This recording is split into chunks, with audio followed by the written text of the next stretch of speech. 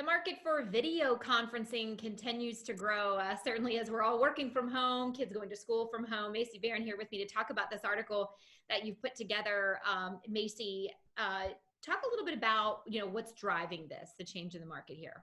Totally. So I just published an article over in a Valuates report, and it was talking about just the size of web conferencing. And so when we talk about web conferencing, what we mean are just forms of online collaboration, including webinars, webcasts, and web meetings.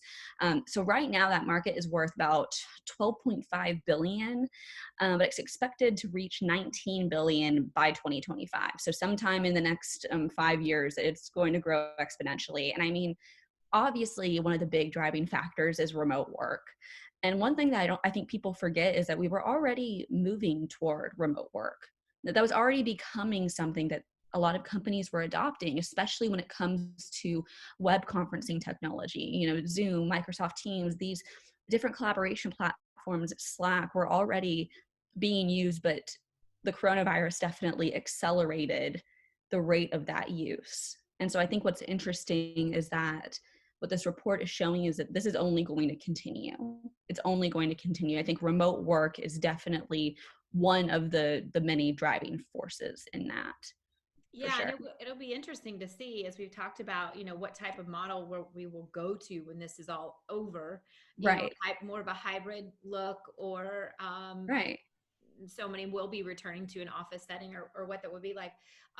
What are there other outside factors though, just besides this where we are right now because of Totally. the situation? Because the obvious one, like I said, is the coronavirus and remote work, but we were already moving in the direction toward web conferencing because of how easy these platforms are to use now, and because of how enhanced all of these interfaces are. I mean, I just got an email this morning saying that my Zoom account would be updated this weekend, right? And so all of these different types of platforms we use are having continuous updates, continually improving security, continually improving performance and usability. So as these platforms become easier to use, it just makes sense to integrate them in your organization, because I mean, it makes it easier than having to fly someone in. You can have a just as high quality meeting over Zoom or over Microsoft Teams or over Skype for Business, and there's so many options now. And that's one component that people forget, or that is that the quality of these platforms is just becoming so high caliber that it just makes sense to continue using them, right?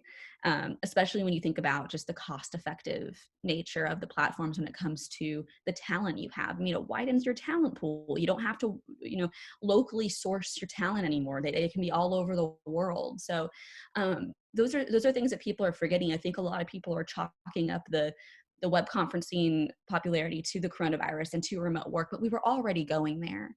It was already something that we were moving toward. Yeah, most definitely. We certainly have the articles and videos and a lot of research on Tech Republic. Oh, no kidding. Totally. From many years back. All right, really interesting. And I know you've got this full article, of course, up on Tech Republic, and we hope all of you will check it out. Macy, thanks for being with me today. Thanks.